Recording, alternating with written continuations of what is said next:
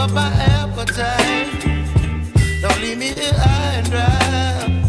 Oh, well, I don't wanna jinx it, baby, and twist myself at the spine. Don't wanna overthink it, baby. It's just twist your body and mine. Baby, you give me ice and fire. You're giving me wind and rain. You're some kind of butterfly. Baby, you give me midnight. You whip up my appetite. Don't leave me here high and dry. Oh, but I don't wanna jinx it, baby. Let's not get ahead of my time. Oh, but I don't wanna miss you, baby. So I stand up and speak just my mind. Oh.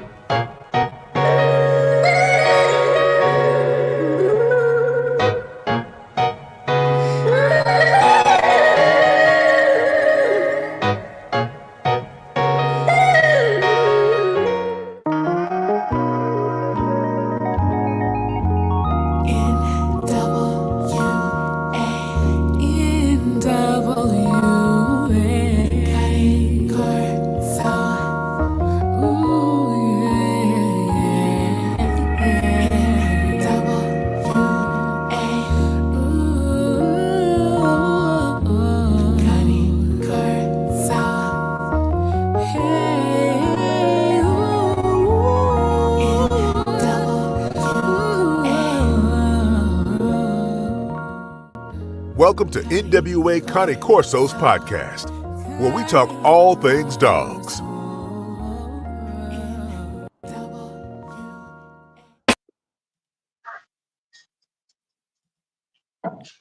There are guys. What's up, everybody? Welcome back to another show, NWA Cane Corso, where we talk all things dogs. We got some big dogs in here tonight. I mean, some really big dogs here tonight, and some real dog men. You know, welcome back, Schoolboy and Brian. How y'all doing, man? Doing good. Thanks for having me on again. Yes, sir. Welcome, Brian. Yeah, appreciate y'all having me on. Yes, sir. Yes, sir. Hey, I just wanted to start out, just to remind everybody that I'm running ads on the videos. I'm not looking for no YouTube sponsorship. I want to, if you're a dog man, run your ass to me, but we're gonna do it on a grassroots level. So y'all support me. I Appreciate it. Yeah. But anyway, anything new in you guys' world? Anything What's new? that? Anything new in you guys' world? Well, me, same old thing, same old tired dog talk. You know, people get tired of hearing me sometimes, but I'm gonna keep it up anyways. Hey, Brian, did you get a 10% off? Yeah, I had a bunch of people write me and said they enjoyed the interview and everything and appreciated it. A lot of people are not right now, but maybe down the road and stuff. So I appreciate that. Yeah. Yeah. I'm just joking. No, I don't. Hey, I hate to miss their opportunity. Yeah. Hey, so we're gonna talk about the first question I had. This come from YouTube comment. Let's see here. Zola, the American Bully.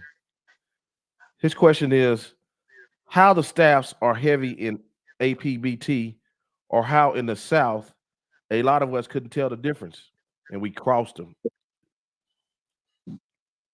Well, the staff originally, back in the past, there wasn't really a differentiation other than the bloodline. The staffs mostly come from Henry blood and Kobe blood.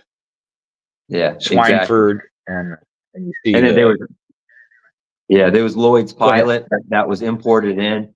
You know, I mean, you could argue he was Staffordshire Terrier. And then let's see, what is it? Gavin's pup, I think. And then there was a few others that I know were pretty well-known names and stuff that, you know, the old timers tell me that they were Staffordshire Terriers, or at least, you know, from that era and stuff. I know there was even like books, and there was an article written, I remember I came across like 1933 of they were talking about the coal miners in Ireland and in England and stuff, and they were matching dogs and stuff and doing all that, you know, way back in 1933, and that was before the breed had been even actually, I guess, the Kennel Club took it on, and that wasn't. I'm trying to think. I want to say it was like 1935, I think it was founded in the UK. The actual name, right? So that but before then it was kind of wide open, and then the AKC didn't register it until I think it was like 76. It wasn't founded in the US.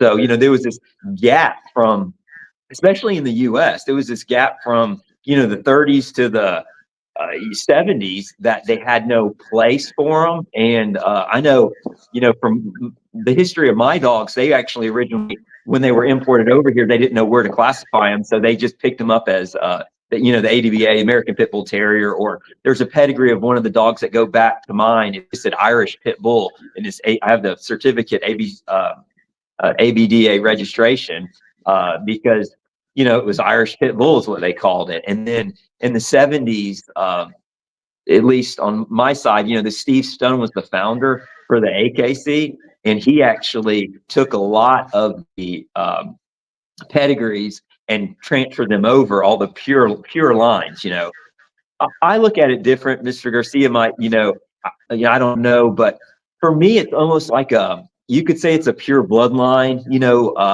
of pit bulls, I guess, you know, like a strand of it, if that makes sense. That's kept pure. Like you could say pure Kobe or something like that, to where it's kind of a pocket that they've split off, I guess, from England to Ireland, at least when they brought up the kennel clubs, because that's when they stopped crossing.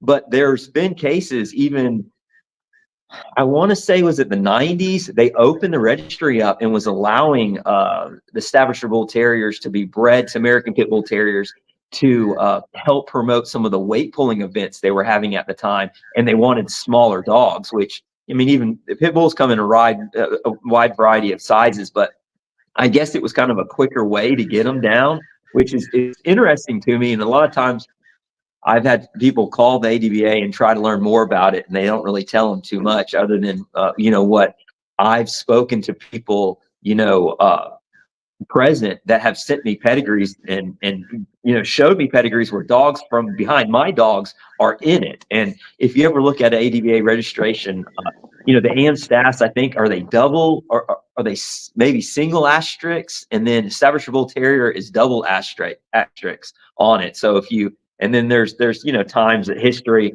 back where it kind of crosses and stuff. But yeah, they were even doing it in the 90s. And then obviously in the 70s and stuff like that. I know my dogs are dual registered, you know, with the AKC, and then I've been doing the ADBA as well, but it's for Staffordshire Bull Terrier, a separate breed, but it's so they can participate in some of the treadmill events and all that stuff that a lot of locations, the AKC is only limited in their sporting and stuff. They have like a fast cat, like a lure race that they do, and that's about it. So for some of the harder core sporting type people that want to get into this breed, they'll dual register with the ADBA, and they'll be able to enter some of their events and do some of the stuff. Yeah, and that's basically it. Is a breed needs some kind of recognition, right? It needs some entity to establish standards for a particular breed, and the staffs are just it comes from the same foundation. You know, they're English and Irish dogs, and that's what the Pit Bull Terrier is. And at some point, at the point before they were established breeds, they had all kinds of different names. Yeah. So when I talk about the distant past, I just call them fighting dogs because they had so many different names. In 1898, when the UKC established the breed. They called it American Pitbull Terrier. Then in 1909, what was to be the ADBA established their own standards for the American Pitbull Terrier, same breed. Yeah. So the staff is, like you said, it's kind of that strand or strain, which again is mostly Colby and Henry dogs.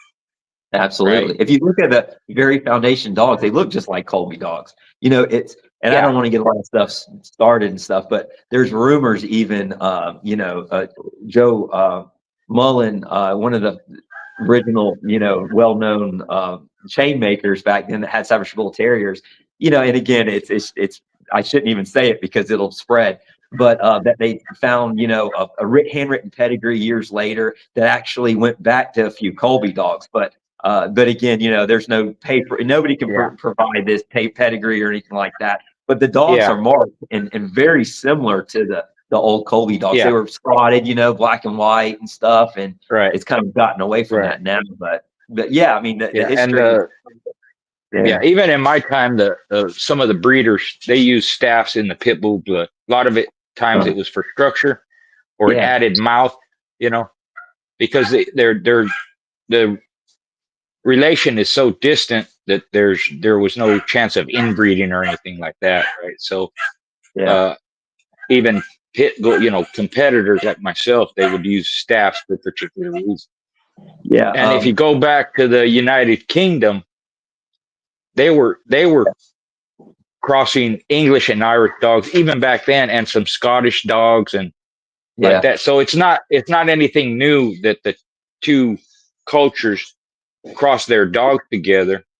It's just that when it came to the United States, it was documented basically. After they came here, and you see a lot of unknown pets, this and that.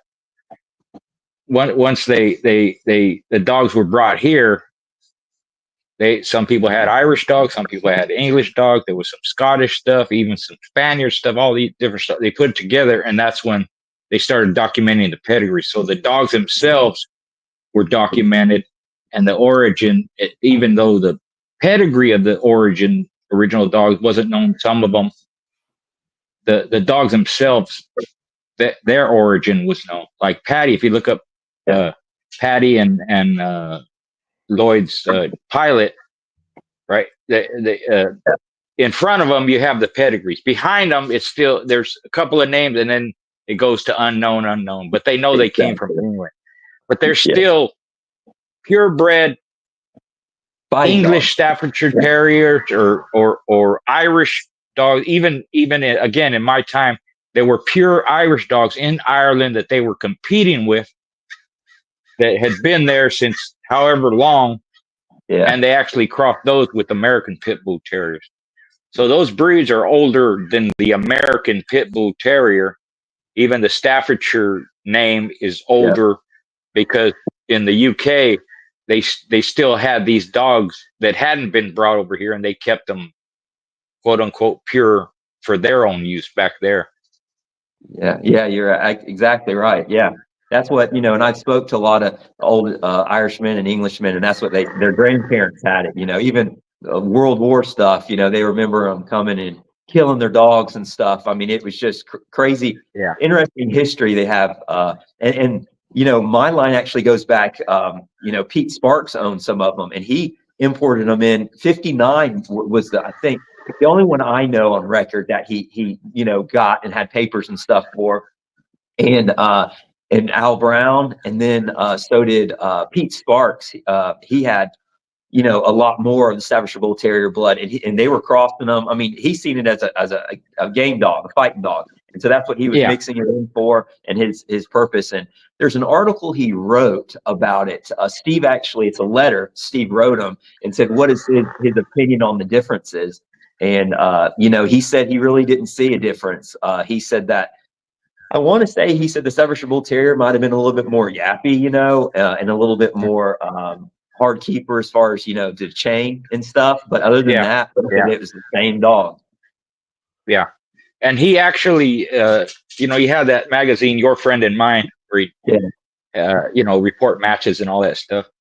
And he actually took his dog and entered them in AKC show competitions, Oh, cool. and some of them won. Right, so they were like they're almost triple registered. Right, they That's were cool. pit bulls, but Yeah. he had them registered with the AKC, so he entered them in this competition, and in the magazine he gave all the results, which ones won, lost, and it wasn't him; it was him and some friends, right? So Oh. they kind of got over on people that way. That's And it's pretty cool. interesting you said that they were destructive, because the Henry dogs, that's kind of why Tudor got rid of them. That's the story, anyways, because they were destructive, bite their chain, break their teeth, and the females would kill their pup. Yeah. So that's the reason he stopped using them. Had nothing to do with they would quit or anything. But to answer the second part of that question, where it says you can't tell the difference. Well, when you have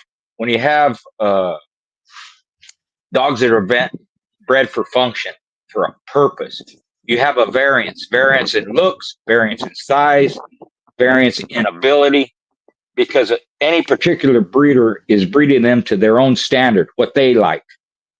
So with like a Boleo dog, they're going to be taller standing, they're going to be finer boned. Even in the past, their fighting style was different, where you have a bully son dog, crossed with the Long's baby, Long's Tuffy. Those are the short, squatty, bow-legged, thick tail and like that, which are more rougher, hard charging kind of it would be Muhammad Ali versus Joe Frazier or something like that, where you have the heavy puncher, that's the bully son dog, or you have the slick athlete like a Boleo dog. But it's across the board. I mean, there's so many variances in how they look, because one, the dogs they're using, and two, the particular breeder, what he likes about his own dogs. But within that, and Brian will probably back this up, when you start breeding your own dogs, most of them are going to look the same or similar. People would come to my yard and say, man, Schoolboy, your dogs all look the same. And it didn't matter whether they were 100% my stuff, 3/4 my stuff, or they might have an outcross. They all start, because of the choices I made, the ones I picked, and then the style they had and the builds and all that stuff, the structure, all that, even temperament, behavior. So that is a mark of a breeder. They're going to look similar, where sometimes you can't tell one from the other, or you don't know if that's that one or is that his daddy, or which one is it? I think. Yeah. No, that's what I'm after. Yeah. I like it when they're like, this is, Donald, right? No, that's his, his cousin or his whatever, Yeah. Or that's his brother. No, that's his son, No, that's his uncle. Exactly. Yeah. No, and that's interesting. I have to bring up, you mentioned the Henry dogs, because I seen where they had red eyes, but a lot, my purest stuff that goes back to the Irish stuff, it throws these crazy eyes, which years ago, I tried to, again, it's the show world, tried to breed it out. And then I started asking questions. Why? What does it hurt? Started asking my own questions. Well, it's not health related. So why do I give a crap? Why am I going to toss this perfectly good pup, that might have crazy eyes then that's a better dog, whatever. So but that's interesting that you said they were kind of harder keepers, because that's something I took me years to breed out of mine, just come through the fence, chain link, tear every teeth out of their mouth on the chain, and everything else. They get hard keepers. It's smart dogs. It's something that's in my family of dogs too. So one of the things I say is, when you have that fault, you never breed two hard keepers together, right? You breed one that it may be a hard keeper. If you really want to breed them, breed to one that isn't, for sure. Same with a timid dog. Don't breed two timid dogs together, because then you're compounding the problem. So that's one of the ways. It never really gets out of my blood, but I can diminish it. Not me, but I have a protege has my dogs. He's not even in this country, but that's kind of what I told him. That's how you kind of get rid of it. Don't breed two dogs with a major fault together. No matter how they're bred, no matter how much you like them, no matter what, you have to stick to some kind of rules if you want to improve your dogs, or at least keep them consistent. Yeah, and people don't get that, and you're right. I think that's great advice for anybody out there. It's like, and I don't try, I don't try to make a lot of changes when I do a breeding. I look for that one factor that I want to, and I think too many times people are looking, they want to change 2 or 3 things at once, or fix, maybe Yeah. 3 things, and they end up getting Yeah. all 3 faults, shyness, Yeah. just no wind, not all that stuff goes into one instead of I'm more, put the 2 together. Like you said, maybe one's a little bit more shy, maybe, one that complements it is a lot better. And then I look for that selection and that litter that's better, right? That's what I'm looked after and I select it. I don't try to do 10 or 15 things, and I think I don't know, that's a problem. And then, like you said, if you know the family of dog, then that's what clicked with me. I know years ago when I listened to some of the stuff you were talking about, it's you got to look at it, and like you were touching on too with the builds for the Staffordshire Terriers is the same thing. And there's not much of the working lines left. It's all show dogs and stuff. But the working lines that they had and what you have to work for, like the Dublin Red Strand, they were bigger, thicker built dogs. They did a lot of badger, trials back then where they had, put them in a hole and let them pull badgers out. And they tried to test them that way. For years it was legal. And they just kind of made a bigger, thicker dog that was better to go to ground, and pull these out. Yeah. And then you have some of the other lines that are more leggier and stuff. But again, you got to look at the traits and the family that you're using and breed to that, and every now and then I might get one that turns out opposite. Maybe it's long-legged, right? But I know the bloodline and it comes from shorter, stockier dogs. And, somebody's like, and that's my biggest problem, I want to use that for a stud because I like that. Well, he's going to throw probably bully or type because that's just his bloodline. Now, I can try to line breed away from it and I'll get into all that. But in general, that's the hardest part for people to understand. You got to look at the family and what it's producing, or maybe he's has a lot of wind, but the dogs behind him don't have crap. So you struck gold with him. But again, if you're going right back in, and a lot of people want this purity, and they're like, "Oh, I got a one with this blood, and I'm wanting to improve this," and he has it. Well, it's going to be the opposite. You're going to flood the gene pool back up to dogs that have no wind or something like that. As far as selective. Yeah. How long are you? Couple of things. Couple of things. When you were talking about how in this is in other podcasts and maybe even on this one, you said if a dog's not up to standard, it doesn't matter how it's bred or how much you like it, or just don't use it. Yeah. The other thing when you're speaking of maybe a dog is a little different. Say you're more you have dogs that are more on the thicker, stoutier side, right? One comes out that's more thinner bone. Now you can either discard that dog because you don't like that. But let's say your dogs that are more thickier and heavy structured, right? Let's say it becomes too much. It starts where maybe they're becoming shorter legged, or they're too thick, or they become barrel chested. Now you can introduce, because that dog is related, he's from that same family, but he's taller, deeper chest. You can introduce him and kind of correct that shorter, stockier. And that's what I've been trying to do, because the Staffordshire Terrier blood's limited. So I did a few outcrosses back in the day too, get those oddballs and stuff. And then I can go right back into the line and then select. Yeah. And two, or if I'm going to do an inbreeding, let's say I really like everything else about the dog, I'm going to use that one because in my mind, it has a different genes. It's not as tight as the brother that looks identical to the parents. So if they're both maybe the temperaments are the same, so I want to lock that in. But I want that diversity in the gene pool as far as like you said, they're getting just too thick, too barrel chested or whatever. And so I'll add that in, and you'll be surprised. Sometimes you get a whole litter of nothing but, leggier, just better built dogs, from it. It pulls from it. Right. It's interesting. It's almost like an outcross within your own blood, Yeah.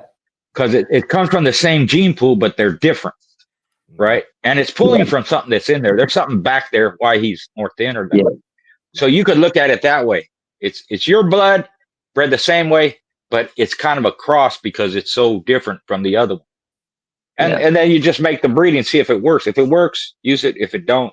But that's what I like most about what you said, man. If they ain't up to par, don't even mess with them. Just don't cull them out of your breeding program. That is I really think breeding's easy, but for so many people, that is the biggest struggle for any breeder, is getting past the fact that, you know, you got all this, maybe they got all this time invested. I get it too. I invest a lot of time in it, but do you want to spend the rest of your life trying to get rid of it?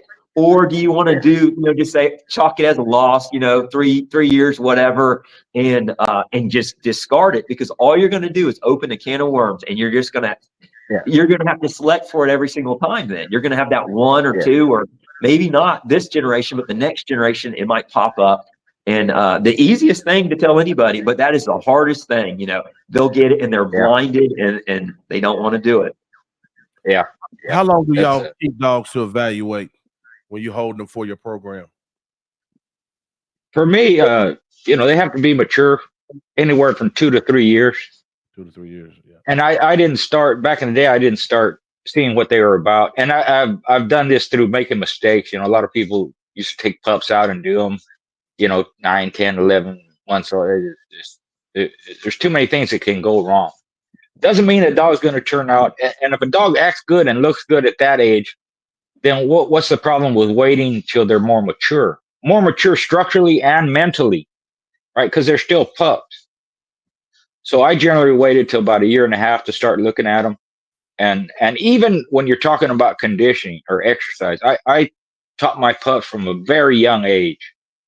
From as soon as they were off their mama, I started teaching them how to work or see where their intelligence was. But it wasn't nothing stress. I didn't put stress on a dog until they were close to 2 years old. But at the same time, I'm teaching them how to work whatever machinery I got, whether it's a treadmill or a cat mill, whatever it is, you know, pulling weights or riding a bike or anything like that. If I put a pup on a treadmill, let's say I got a 3-month-old pup and I want to teach him how to use a treadmill, I'm going to put him on it for a minute, 3 days a week. That's it. I'm not exercising the pup. I'm not conditioning the pup. I'm just teaching him how to use this apparatus. Right. Because what happened with what I noticed in my day is a lot of these guys who've been in dogs for a long time, they did nothing with their dogs until they were of age. So they would school the dog out. Look, I'm going to use him. I'm going to compete with him. And at that point, that's when they teach him how to use a treadmill. You wasted all that time, you know, doing nothing with him, waiting to see if he's going to turn out or not. And you didn't teach him. And that was the backlash I got. Well, what if it doesn't work? Well, so what? Yeah. What does it matter? It's not wasted time. The dog got some exercise and he learned this and that, and you spend time with them and all that. So it didn't matter whether they turned out or not. I'm going to show them so that the ones that do work out, they have that background in them. They have that in them. They know what to do. They knew my keep before I ever put them in a keep. And you know, a lot of the old ways of thinking, you know, you mentioned common sense earlier. To me, a lot of it is just common sense. What makes, and you got to think outside the box sometimes, you know, and a lot of it, I would question it. Like, why are you doing that? A lot of times they have no reason. Well, that's the way it was done. Why did they condition those dogs in the past to be so thin and so dehydrated? Right. And they called that good condition. It might've been, but I asked old timers, you know, the main answer they gave me was, well, that's the way everybody was doing it, Richard. Yeah. That's why we did it. There wasn't even science behind it, or, you know, physicality or conditioning, nothing. That's how everybody did it. So we did it. Yeah. And to me, that was, you know, a lot of it just didn't make sense. So I didn't do it. And a lot of things that they said, you know, you got to do this and this means that, I find out now it's not necessarily true. That's not necessarily, you gotta really work with your dogs and spend time with them. You ain't gonna get your money back on them. You take it, No. but that's with any hobby. Any Yeah. hobby you do, you ain't making no money at it, unless you're a No. professional. And Yeah, then you're no. still going to invest thousands or millions of dollars in it, so you can't look at it that way. Yeah, no, you're exactly right. And two, for me, I see it as you put that time in, especially nowadays. It's easier to rehome it. Just because they don't make the breeding program doesn't mean and I'm the same way.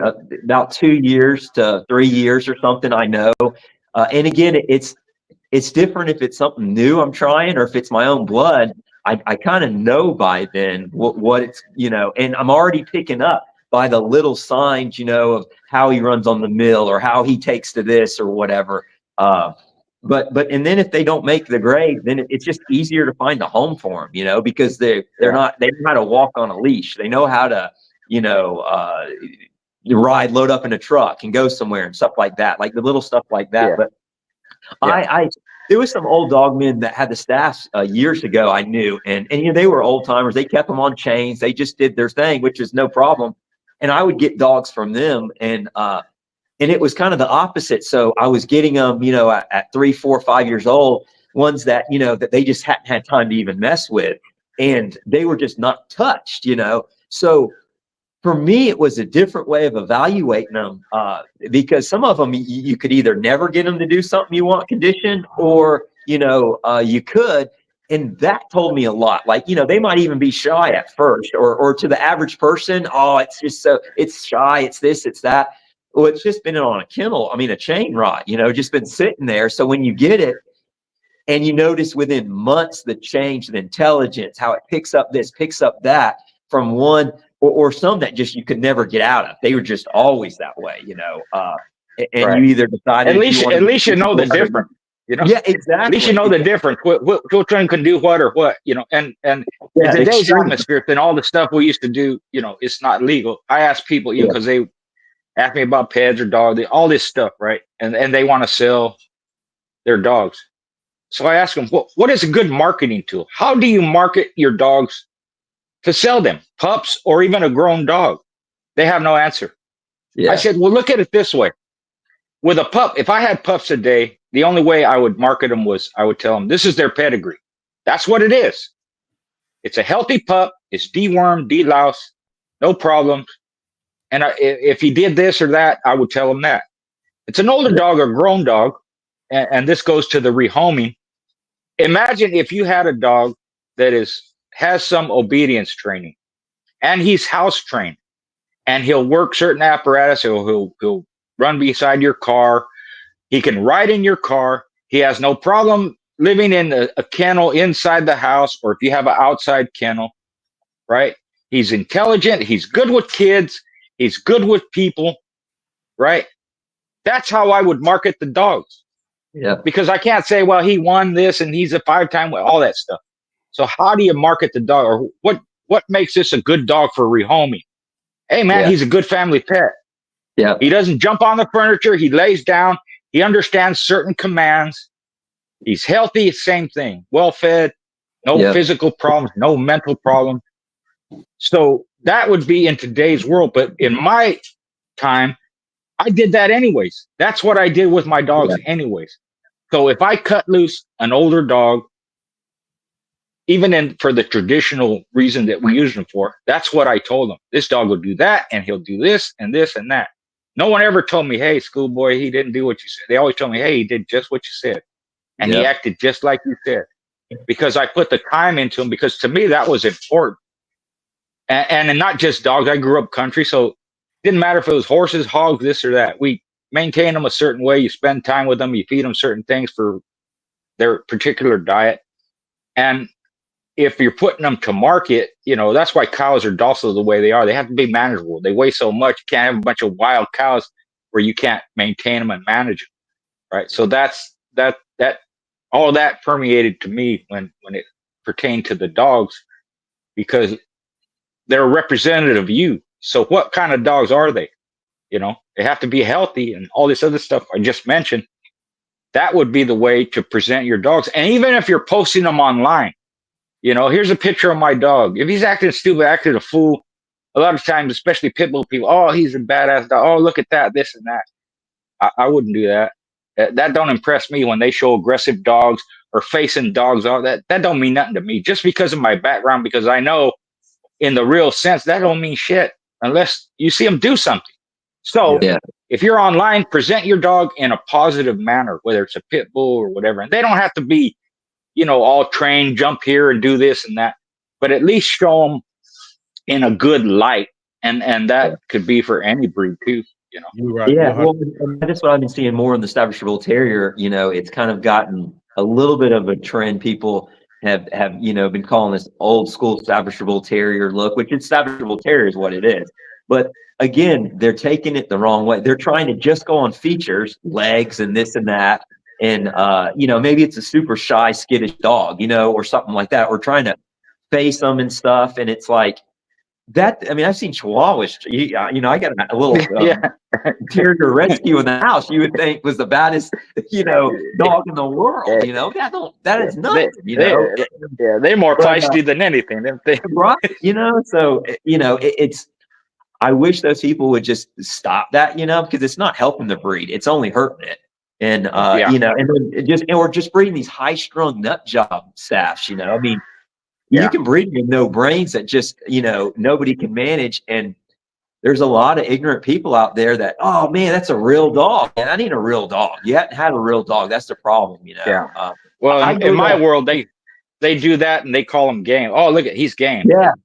That don't mean, that's not game. Why? Because he's barking at another dog, or he chases a rabbit that's not gameness. That has nothing to do with it. Those are all different traits. They're important. I'm not saying there's anything wrong with them. I like a lot of different traits like that. Prey drive and hunting ability and intelligence and athleticism. But that has nothing to do if the dog cannot function. And it has nothing to do with the dog being human beings with people, whether it's the old owner or the new owner. That's the great thing about pit bulls. A lot of them had several different owners. That's one of the reasons that man eaters were not that prevalent, because you can't have man biters going all across the country and having this owner and that owner and everybody handling different people, different races, all this stuff, and have them biting people. And that's why, it just pissed me off when the media took it. Oh, they killed this and they attack kids. Most of them do not. It's impossible. Let me go ahead, Joe. So I see a lot of finger pointing sometimes in y'all community for it's like if you see a attack on somebody for a pit bull, they say, well, they were bullies.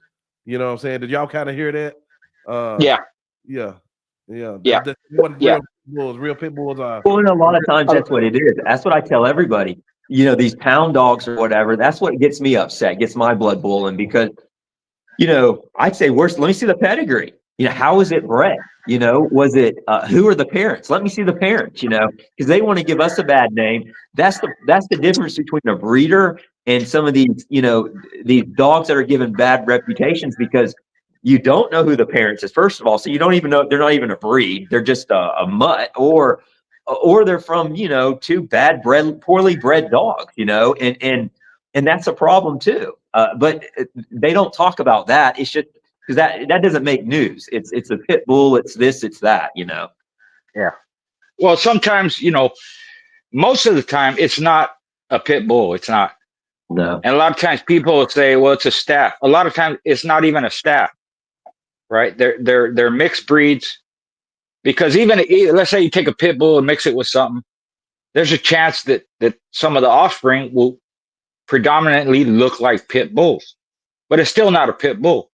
And that's the reason for pedigree. So you know exactly how a dog is bred, right? Yeah. So, and most of them are not what people think they are, because their perception of what a pit bull is not really what a pit bull looks like. They don't even look that way. They don't have the big heads like that. They don't have the barrel chest. They don't have certain body structures. A lot of them are mixed. A lot of I couldn't even tell you what it is. I don't know. Well, and I don't know if you can. the crazy stuff that I get from my lines, and they're purebred dogs. I couldn't imagine opening the gene pool up these half breed stuff that they're getting. I mean, I got to select from my stuff, so I couldn't imagine. I mean, you're going to get all kinds of stuff on the spectrum. That's just scares me. Yeah. These people are even, that's like Russian roulette rolling. I mean, to me, you don't know what's going to come out. Exactly. I noticed when I was younger, everybody had a American Pitbull Terrier. We think we had American Pitbull, but they had got so popular back in the 90s and early 2000s. Is that what you think that kind of messed gave the breed a bad rap? Just so many breeders starting to breed willy-nilly. Yeah, it had a lot to do with it because most of the general public was not aware of what a pit bull was, of its function. Or a pit bull in the South, everybody. Even then, and then they started getting away where people were not even being raised with dogs anymore. Yeah, that's the problem. Any dog. So they didn't really understand dogs. So if you're getting a real pit bull, it's like if you were, a kid wants to learn how to ride horses. It's like giving that kid a thoroughbred racehorse or a cutting horse or a barrel racer. That's not the horse for a novice. The pit bull is not a dog or even a staff. Those ain't the dog for just regular people that want a pet or they like the way it looks. And then because it's a quote unquote fighting dog, people took that's the kind of dog I want. I'm tough. I want a tough dog. These dogs are tough and this and that.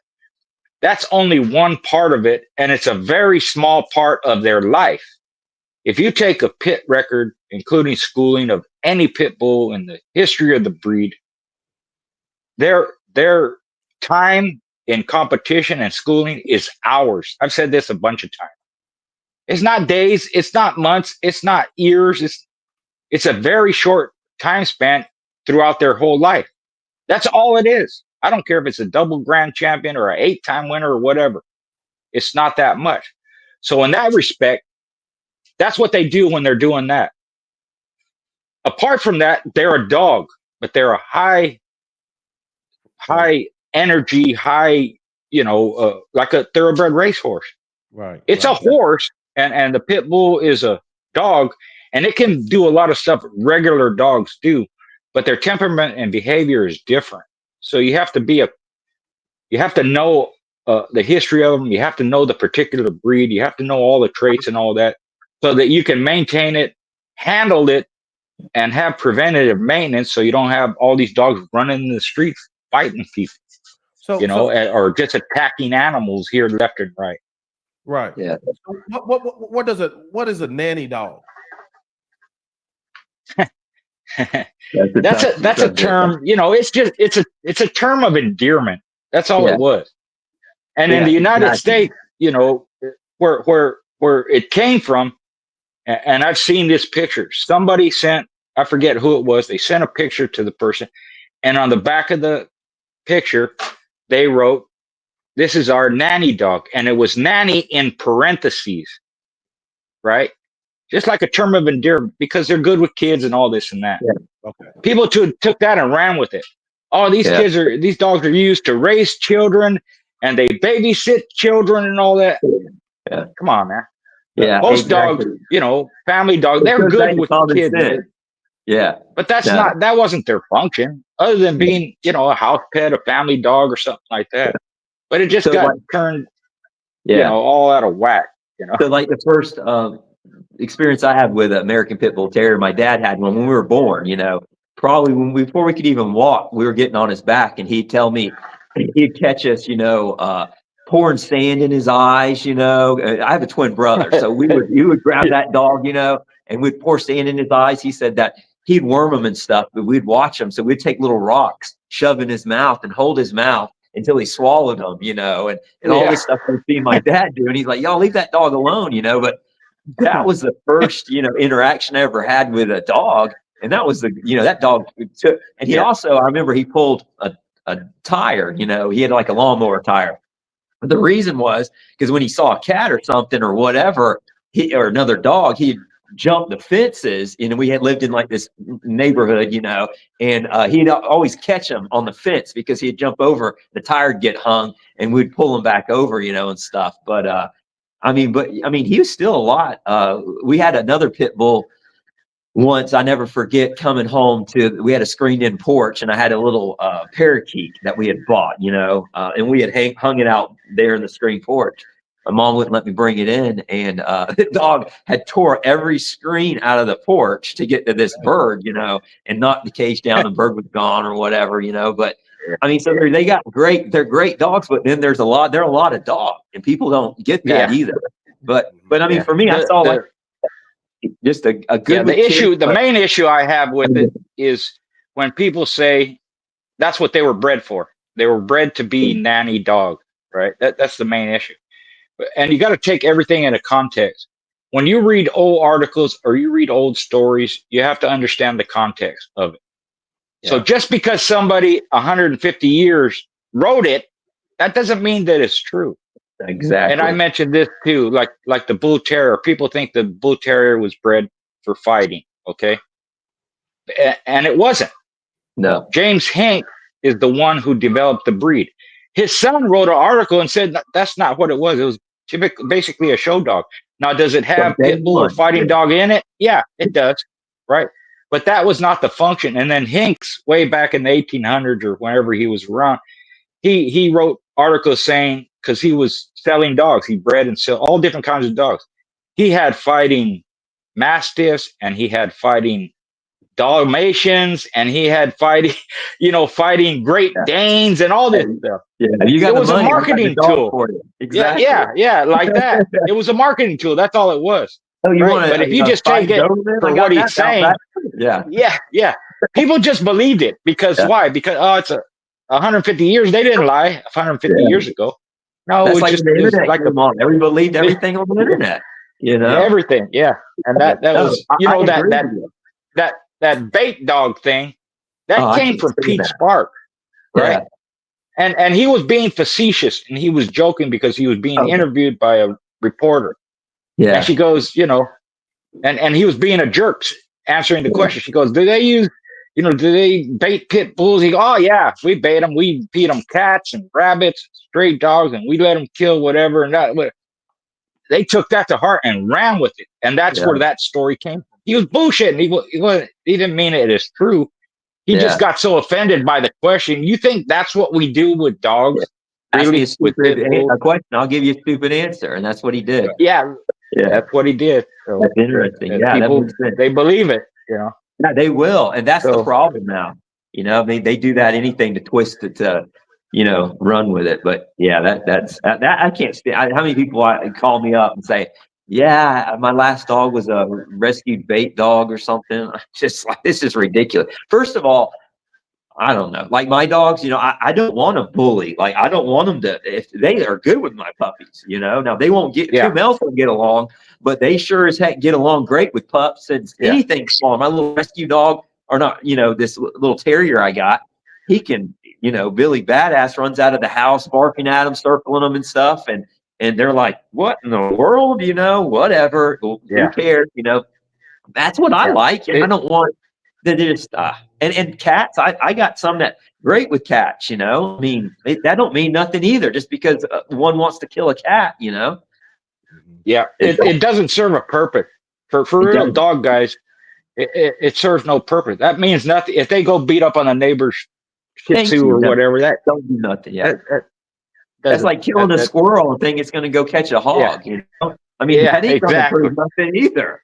The same thing. Yeah. Or a fighter, go beat up some bully on the street and then think you're going to be a UFC fighter and go beat, George St. Pierre. What's going to happen? Exactly. Yeah. What's interesting is there was a magazine, that Pete Sparks did. There was supposedly one, and I've looked for it.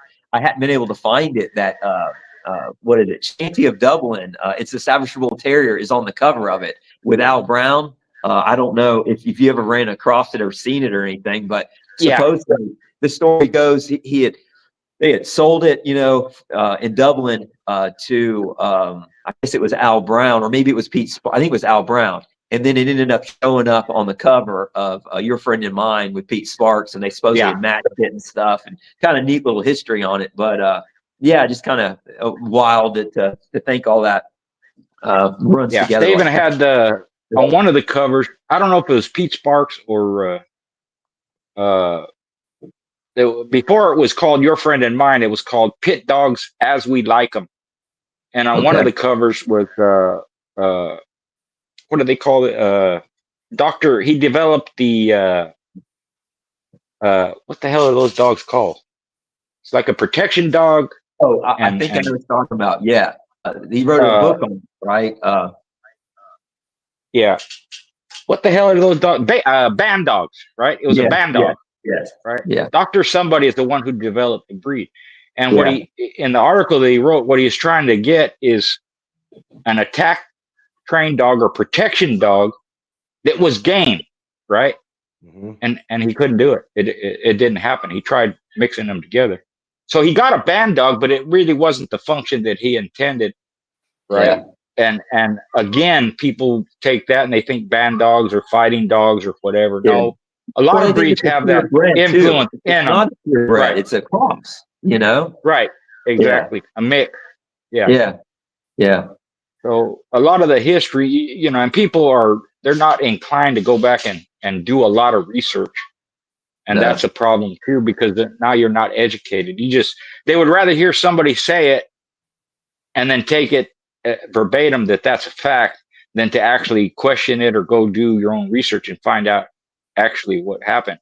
A lot of the American bulldogs, people consider them pit bulls, and they're not, you know, even though they have similar look. A lot of them, they're a little bit different.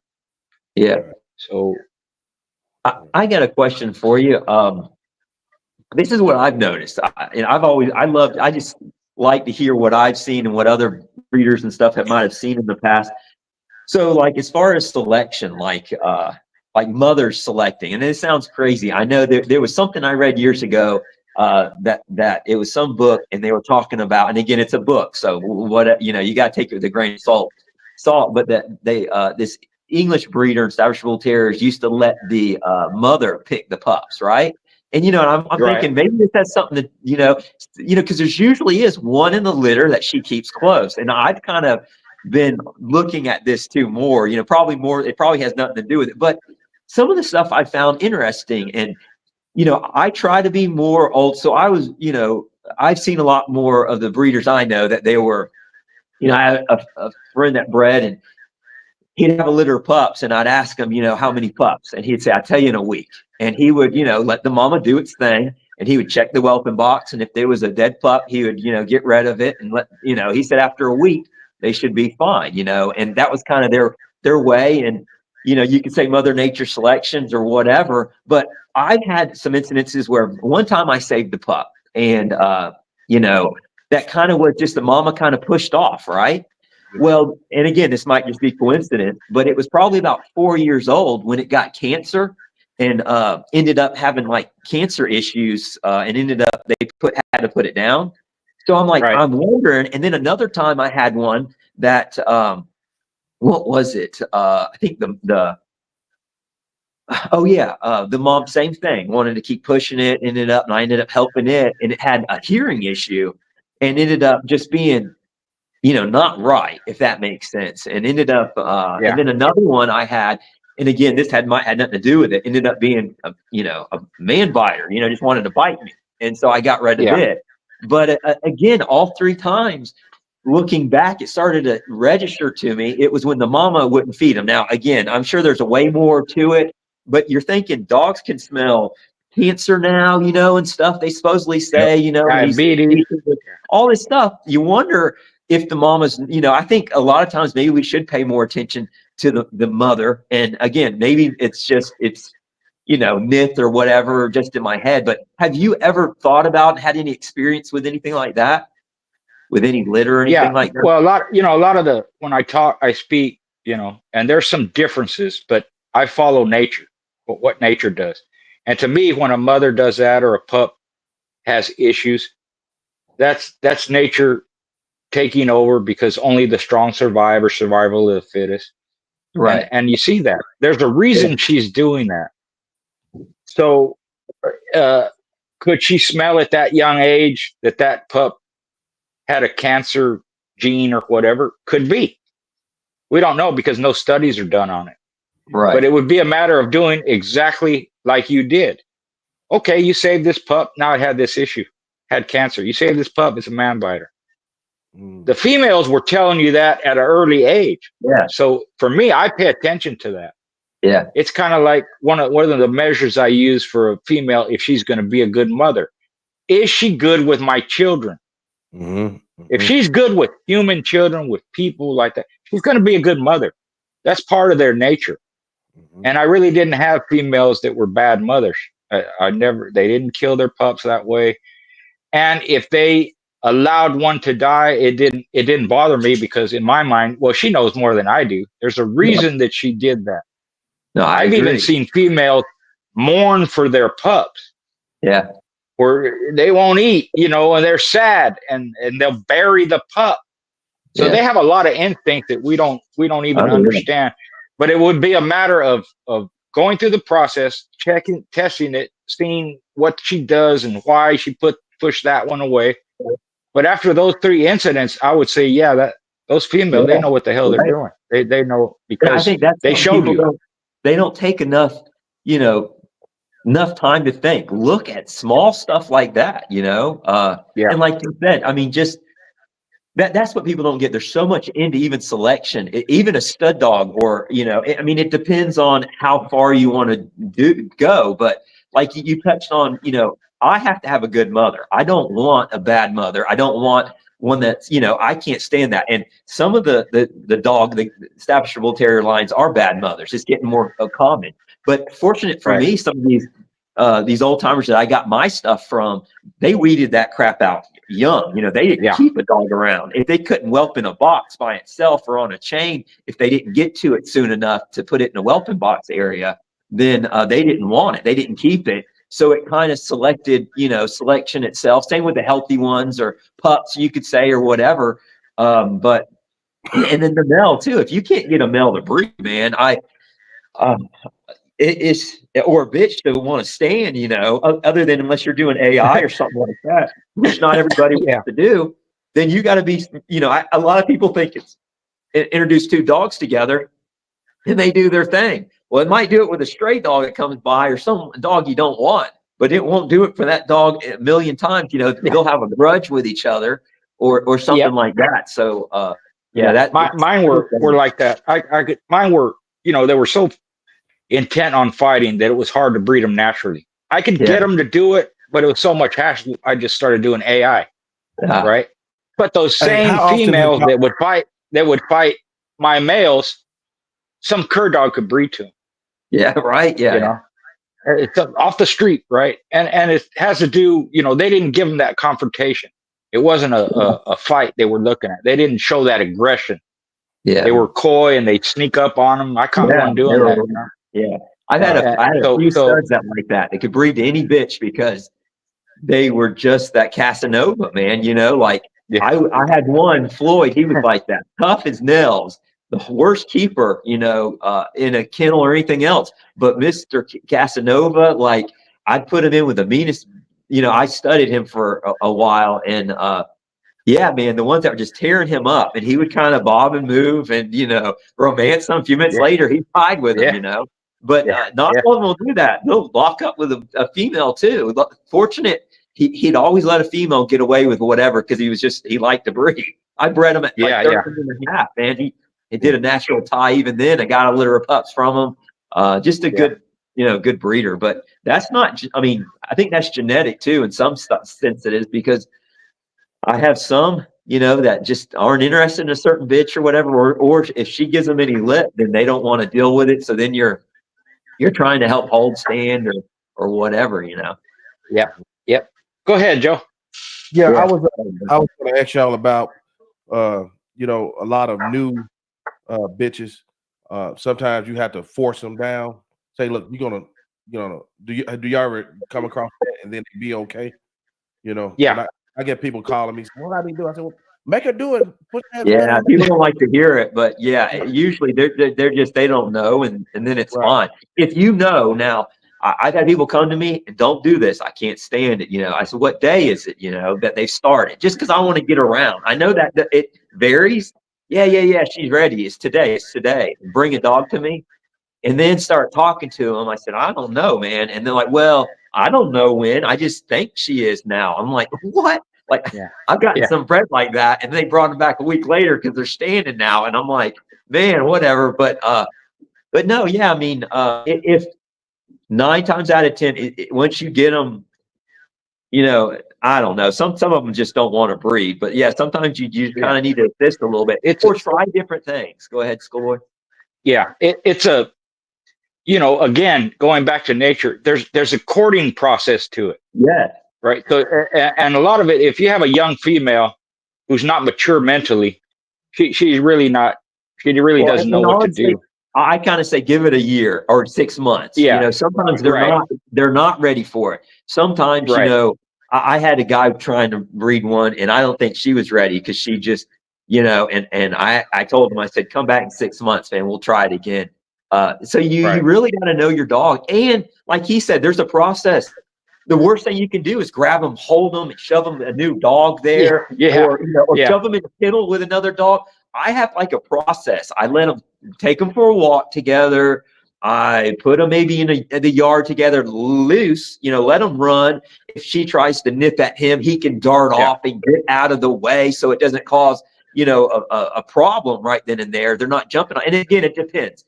You got to know the female, but I'm just saying in general, right? Let's that's what I'm going to do. I mean, if you think about it, the dogs, that courting process, they come close to each other, they smell each other, they look at body language and eye signals, and the male has to lick her, and then the female has to stand there and tell him she's ready and this and that. So there's a process to it. Yeah. Most people just take their dog and they either have the female there or they put them in a breeding stand and they bring the male up and they think he's supposed to mount her and start breeding her. And a lot of males won't even do that. No, they'll mount them and they'll get on them and act like they're doing it, and then they'll back off. Yeah. Right. And then they walk around and they smell them again, and then they lick them and this and that. Right. Yeah. It's kind of, because it's a give and take. They want to make sure the female is accepting me, and the female wants to know that this male really wants to breed. And she has to accept that male. It could be something about him she don't like, and she don't want him to breed. So you have to kind of go through that process. I got some males that'll be, that she wants them to get rougher with them. And it sounds crazy, but if she'll get on him like, no. And it gets him excited, then he'll mount her. But if she's not aggressive enough, then he's not interested at all either. But when she gets up in space and I had one bitch that was bad. Like she was mean, man. And if he didn't tie, she was chewing his butt up. So he would finish, he wouldn't tie.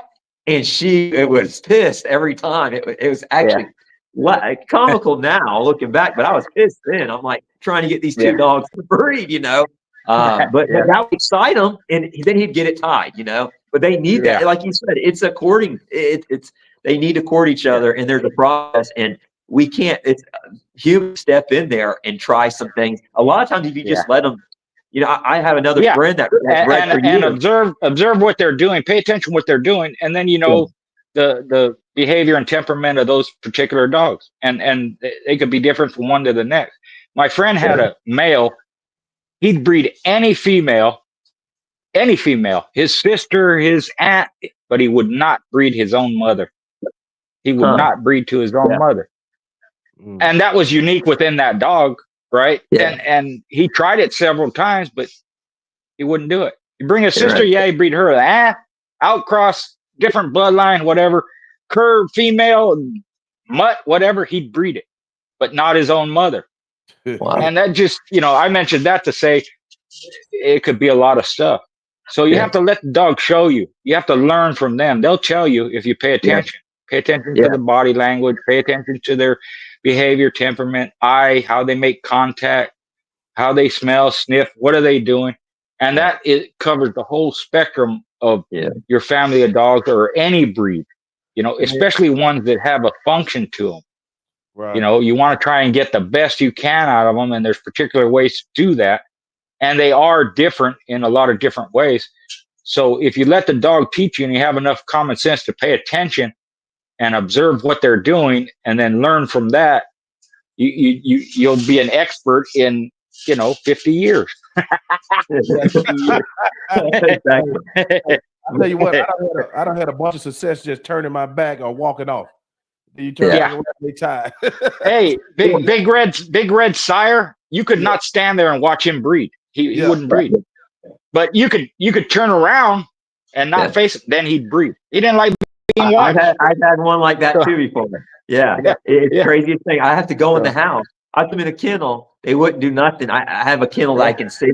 I go inside, you know, look out the sink, you know, the window, and he'd down them then, you know. But I had a dog that wouldn't take a crap if you looked, you know. He'd go behind a little bush that covered his face, and then you know, it's like whatever, you know. Weird. But I mean, you know, I liked him for that, and I told him, you know, that's okay, boy, because I don't like people watching me when I do my thing either. Exactly. Yeah, that's a cool dog. I like that. Yeah, I love those stories like that. That's cool. Man. Yeah. But Joe, you know, to answer that person too, you know, and I haven't done it, but they have the progesterone test you can do too. And if they're really curious, maybe get a test done. And if they know she's ready, then I wouldn't, you know, hesitate to hold her, you know, just assist maybe if you've tried other, you know, letting them play together and whatever else. And you have a proven male that willing, if you hold them, some of them, like you said, won't even come up on you. I had one that would, if you touched him, he'd stop, you know, and we'd be so close, and you know, I'm like pushing him over a little, and then I'm like, he stopped, you know, I'm like, the story's just from trying to get a dog bred. You think you want to be a breeder, come over and try to breed a couple. And then, or even AI. I don't know, you know, if everybody wants to do that either. I mean, it's a lot. You got to love this breed, man. Right. Yeah. I got one that he'll nail anything, but it's this one female. It's like a height problem, and what she would do once he get in there, she'll run off. So what I do is I get behind the dog. I get behind the male while he mounting her, and I put my chest down on his back. And I hold her thighs and just let him go about 30 seconds, and he usually be able to, you know. You know, Big Red was a big dog. He was 54 pounds. That was his match weight. So he was close to 58, 60 pounds on the chain. Some of my females were small. So what I did is I dug a hole, right, about a 6 or 8 inch hole, and then I'd let him stand in the hole, and then they'd line up kind of perfect, you know. And he would breed. He would breed them standing in that hole, you know, because it was hard for him. They were so small, he would dwarf them, you know. So I just in my head again, you just start, hey, maybe if I do that. It's just you got to think outside the box. I have, you know, in Georgia it's hilly, so I'll take them around the yard. I got different spots, you know, levels, and a lot of times if I just put them on a leash, a female, and kind of they'll actually stand. They won't sit down as much, and they're just maybe they're feeling more comfortable that way or whatever. But yeah, like you said, get in a hole or vice versa. You know, maybe if the male's a little, the bitch is a more leggy, like you're talking, Joe. And I'll even put like a rug or a rubber mat or something, just enough to get a little bit more of a height. Or I'll get under if the male will let you, you know, help hold the female, and I'll just, you know, push her back up just a little where, you know, and then I let go once he's getting his thing, and it, you know, it doesn't take that much longer after that. But I'll kind of lift her up because he's, you know, too high. I'll lift up and ties him. But there's little stuff like that. Have him stand on a phone book or something, you know. Yeah, exactly. Well, I tried that too. That's right. You start doing that, and then the dog won't breed until he sees the phone book. You know, like, where's my phone book? Right about that. Well, some won't breed. So Floyd wouldn't touch it. He'd know. Like, I tell him, go ahead, and he was a good stud dog. But as soon as you know, he knew I had, like, if a bitch was real aggressive, I had a few, and so, you know, I'd muzzle them and I'd hold their head. and he'd know immediately. I'd say, all right, and he'd come around and he'd tie, you know, no problem for me. He'd wait. She ready? She ready? Yeah. Like, all right, come on, buddy. He'd come around and do it. Or, you know, a few times I used hands, and he'd know when they're secure, they couldn't get to him, and he would, you know, he'd bring them or whatever. But ready. Yeah, but it's an important thing. If not, you're not getting bred, and that bloodline's gone, man. Like there's a lot to exactly. it. If the mama ain't good, like there's so many factors. Yeah. And to that, you know, we're talking about all this stuff. Those should be part of your breeding standards, right? Yeah. And it could cover a lot of different things. So you want females that are good mothers. Yeah. You want stud dogs that are virile and both have high immunity systems. You want athleticism, you want structure, good mental and behavior patterns. That's all part of it. You know, we talk about gameness and we talk about, you know, the past and the fighting, all that stuff. I told people, you know, that's always the extreme. Why you won't breed a dog. Oh, he quit and all this stuff. Okay. There's a ton of reasons why you don't want to breed a dog. If you, and I've said this before, even on this podcast, if you don't like dogs with crooked tails, don't breed them. Yeah. That's not your preference. For whatever reason, maybe you don't like the way it looks. So when you're breeding dogs, you're breeding the type of dogs you want, and they represent you. So there's a number of factors why you wouldn't breed certain dogs. It's not just that extreme always. Could be, you know, any little thing you like. I don't like short dogs. I don't like dogs with too thin bone. I don't like dogs where their ears perk up. They look stupid. Okay. If that's your standard, don't breed them. Yeah. And you'll start seeing consistency, at least with your own standard. You'll start seeing more and more. These are the type of dogs I breed and the type of dogs I like. And they have consistency and a lot of the same traits. Yeah. So that's just a little tip there. Yeah, it's as easy as that, you know, really. And then if you breed the litter and you get the ones that say the ears that stand up you don't like, don't use those. You know, use the ones that ears are, you know, it's as simple as that. Yeah. But, you know, right. Yeah, exactly. So, you know, if you look at it that way, that's where you start getting, okay, I'm breeding this for certain things, and that's what I'm going to get. And the ones that have it, I'm going to breed them. If they can produce it, I'm going to keep those. If they can't, I'm not going to use them. I mentioned it before. There were several dogs I used in competition. They weren't good enough to be bred.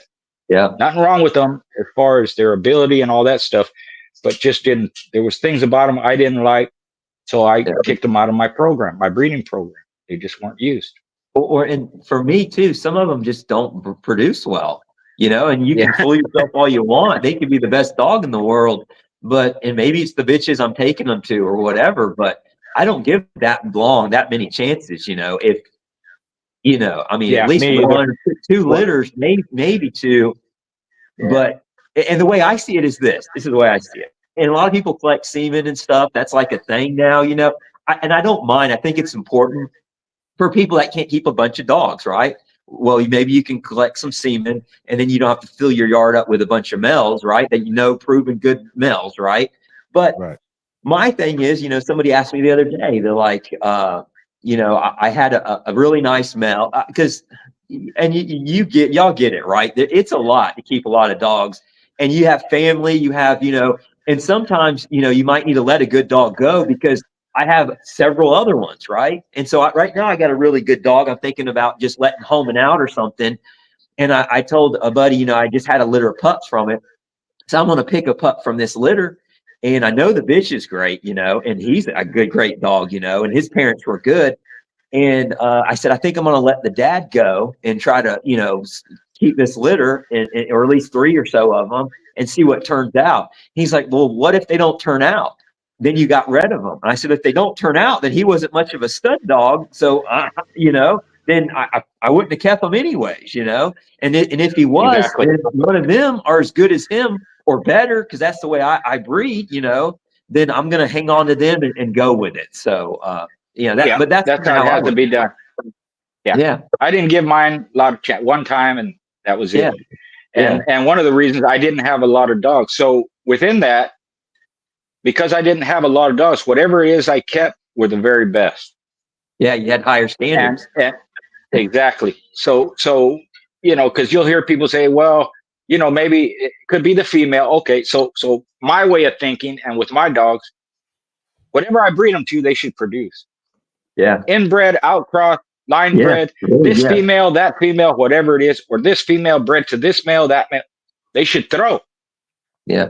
If you look at it that way, you're going to have consistency, because most of your dogs, regardless of which one you choose out of your yard, they're going to throw you something. And as you move forward, the percentages, my standard basically was half the litter has to work out for me to continue with that litter. Mm-hmm. If I got 1 or 2 dogs out of 8 that were good and 6 weren't, I wouldn't continue with those dogs. I would weed those out. But if it's 50% of the litter, I would continue with those. So as you move along forward, all the dogs you see in my pedigrees, they come from those litters, 50% or higher. And that's how I attain consistency with them. It's just that simple. And I didn't breed my dogs a lot. Some of mine were only bred twice, once, 3 times, 5 times. That's it in their whole life. But it was enough to keep me competing. I had enough, to use. I had enough for breeding, and it never slowed down. And I didn't have to have a ton of them, because, I like to spend time with my dogs. I like to get everything I can out of them. And if you have 50 dogs, you can't do that. It's impossible. Not fair to them either, That's the way I see it. That's right. And I want to do, and you can do more with them, Yeah, I agree 100%. Yeah. Okay. Hey guys, I'm about to wrap this thing up. I'll take any last couple questions. I got one for Brian. Brian, when it comes to your dogs, how you notice, like, you can see certain dogs say, oh man, that's so and so. That's Pootie Potter's dogs. When it comes to your dogs, how do you know what traits, what characteristics do your dogs show that everybody kind of know about? Yeah, that's a good question. I don't know. I never really thought of it like that. Like I can spot them. I think it's their eyes. I don't like the buggy, bulged eyes. You know what I mean? I like a little bit more of a muzzle, and they just have this look. Like, I got a buddy. We joke about. They kind of have that shovel head, look. Like, a spade of a shovel. I don't know. It's hard to describe. I can show you in pictures and stuff. They just kind of have that look about them and stuff. And I get occasionally, I get a little bit of variety, but it's kind of like, Mr. Garcia said, I kind of keep some of the oddballs, or not oddballs, I shouldn't say, but a little bit different, because if I want to add a little more leg in there, I'll have a little bit more of an extreme, if that makes sense. Or if I want more bone, if I find, I got a stud that has a good bone on them, I'll keep them around to try to add that, back in, if that makes sense. But still, they're all, you still think they're, same litter, just resemble. But I guess it's kind of in the head shape, and they're kind of, I guess they're okay. They're a little longer than most staffs. I like a little bit longer body. I've noticed just functionality. They move better. They run better. They, when they catch something, they just can work a coon better. They can get when they get a hog, get out of the way a little bit better. Just more function. They have maybe a little bit more of a roach back. They don't, but they do. But it seems more performance-wise, and they're a little bit. People say they're narrow-chested. It's funny. The standard schoolboy is a barrel chest, right? Which I know. Because and whatever. But I have mine are a little bit narrower looking, and I think that's too. They still got nice chests on them. They're full chest, but they're a little longer, and they kind of maybe a little bit more legs, so they kind of have that impression. But to you're comparing them to another staff. They're a little bit more narrow, a little bit more longer, and their head shape and they're kind of, have a little bit smaller eyes, maybe more of an almond type eye. With, I know, again, they like round eyes and stuff, but I could care less. It's just what I like, I got a little pup here. She's been good. Come here. She won't. These chickens are a little crazy. Come here. Yeah. Well, if you look at in the past, and you look at a lot of the staffs, they weren't barrel chested. No. And though, you know, when you start breeding for how a dog looks, that's where it gets all screwed up. And that's happened to almost every breed where, where, you know, they can't all look exactly the same. And for show dogs, they have to look all exactly the same. Yeah. So you're sacrificing functionality for looks. That's a recipe for disaster. Right. Yeah. Right? Because the staff in the past, they did have more of a deeper chest. It's kind of like a bellows, you know? Yeah. Bellows are not, it's not like like that hand organ, you know? You don't get a lot of sound out of that. You know, you don't get a lot of air, where a bellows, because they're longer and deeper. Yeah, exactly. Right? You get more air, right? To flame the fire and all that. It's kind of the same concept, because they can't breathe. Their lung capacity is small if it's barrel chested. So the functionality goes out the window for looks. That's the detriment to a lot of different breeds. Like the German Shepherds, you know, they have hip problems because they changed. They stand up more straighter. Now it's dropped like that. But now you have health and physical problems, you know? Right. Yeah, exactly. What's the difference in their temperaments, the Staffy and the American Pit Bull? You know, I've owned both.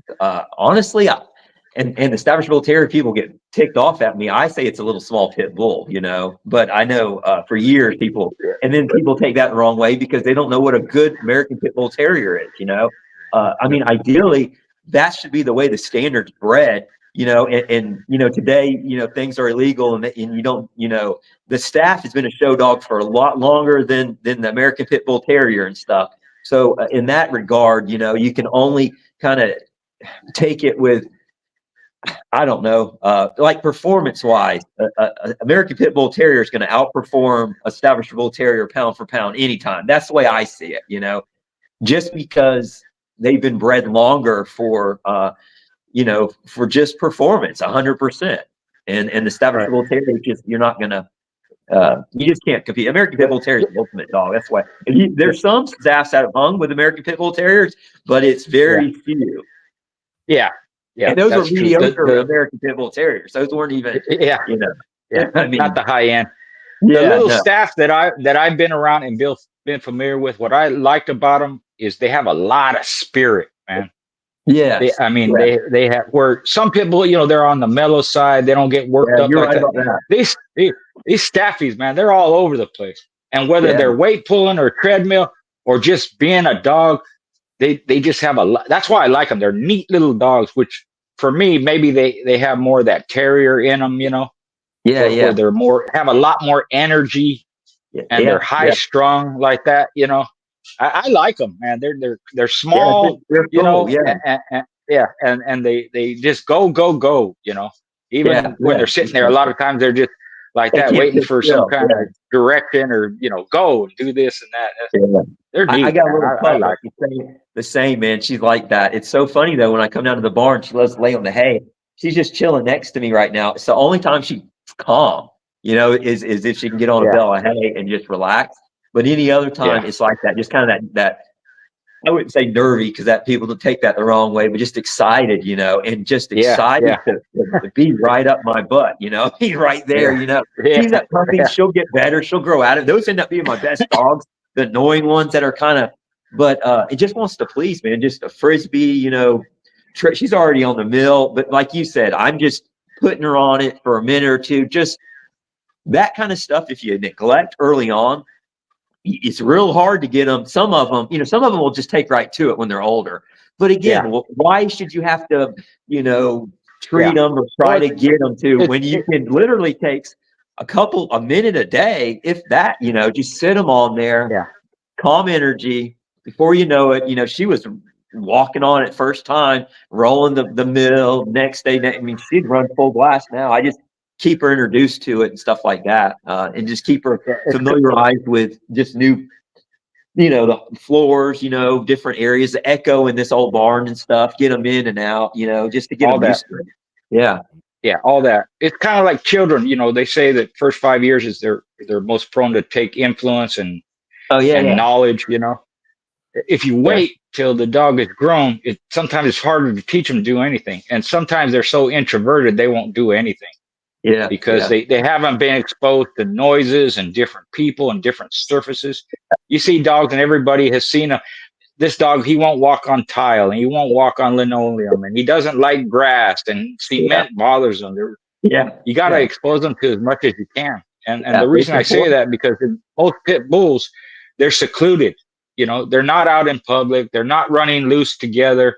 They're confined, and the only person they see is their owner and all that. That's again another recipe for disaster. So we used to take ours to Disneyland and put them in the kennels there while we go to Disneyland. Yeah, I remember they all ride in the car, you know, and a lot of different stuff. So I've been spouting this stuff for years and years, and hopefully it's impacted some people, you know, because again, when they're not doing their thing, they're a dog. So you know, we used to take our dogs everywhere, you know, mutts and German shepherds and cow dogs and everything. Yeah.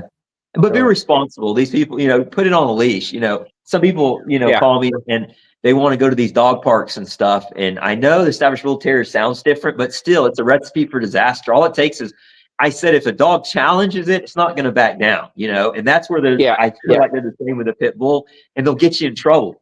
But as far as experience, even if it's not your fault, you're going to be the one to pay for it. Your dog could be on a lead and their dog is loose, and because your dog is quote unquote a pit bull or looks like a pit bull or whatever it is, you're going to end up being the one in trouble. So you have to be responsible, like you said, with your animal. You know? That's exactly right. And then, you know, I talk about genetics, but the truth is, from day, like as soon as their ears are open and their eyes are open, you know, mainly because of their ears, I'm playing thunder and lightning sounds on top of the whelping box, you know, next to cars beeping and horns and, you know, all that. I used to shoot guns and play loud music and have the kids hooping and hollering and running around. Yeah. I have a cat gun I fire off when I feed them, you know? They love that gun when they're getting fed. And when they're going to relate the cat gun to dinner time, you know, it's time to eat, you know. That's one of the best things I started doing. Yeah. So when I take them out in the woods and we, you know, whatever, they're not spooked, they're not scared. But a lot of it starts early. And just like children, you know, I got 3 little ones, and you know, I vacuum in, we're playing the, you know, TV's on and everything, and they're passed out in their bassinet, you know. I mean, and then I have friends that had them, and they're tiptoeing around to where the floor creaks and the baby's up and crying and screaming and whatever else. So yeah, I mean, you know, a lot of it is just exposing them to it. And you touched on it earlier about American Pit Bull Terrier being one of the Staffordshire Terrier was the same, to where, you know, it went from different homes. You know, that one bitch I was telling you about, I had a one I loved, Tuscalina. She had probably 4 or 5 different people, different hands when I got her. And again, it was just dogmen, you know, breeder, and that was about it. Best dog ever had. You know, I know the original breeder and stuff, and the pedigree. Someone was you know, in a tight spot selling them out at the back of a, you know, truck. And I got to looking at her. I saw her pedigree. I recognized, I met the parents to her and said, oh my God, you know, and just a real good dog, man. Got her that way.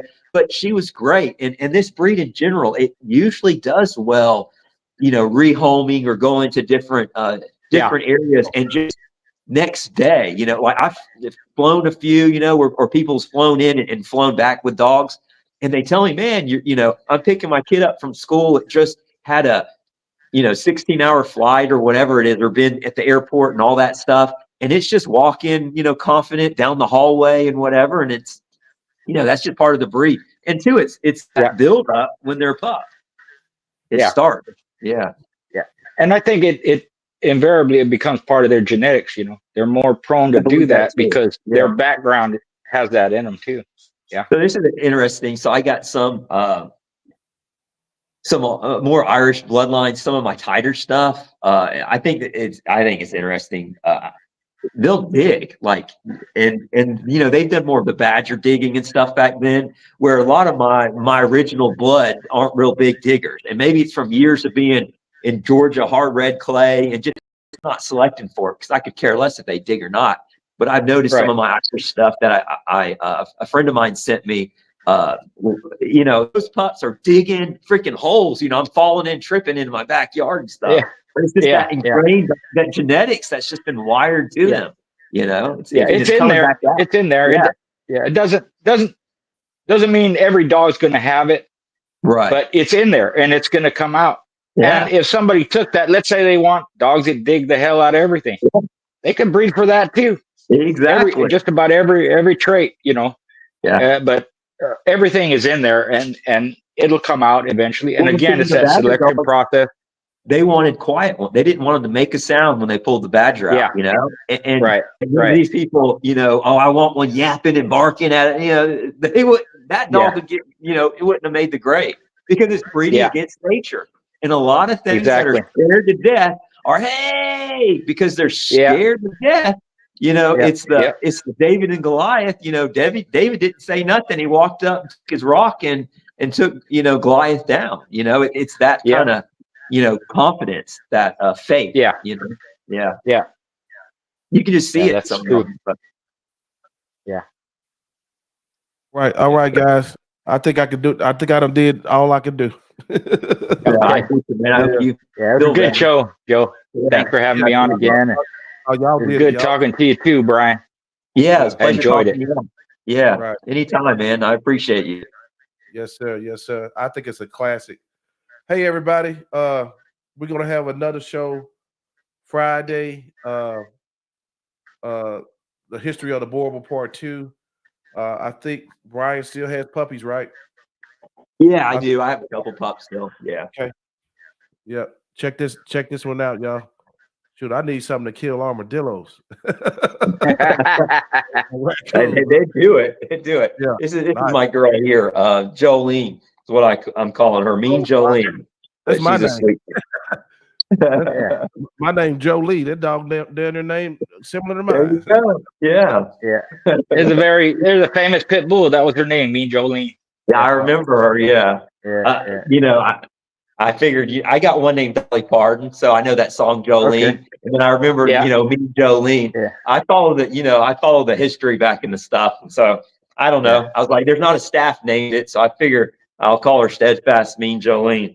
There we go. There you go. She's a sweetheart. Yeah.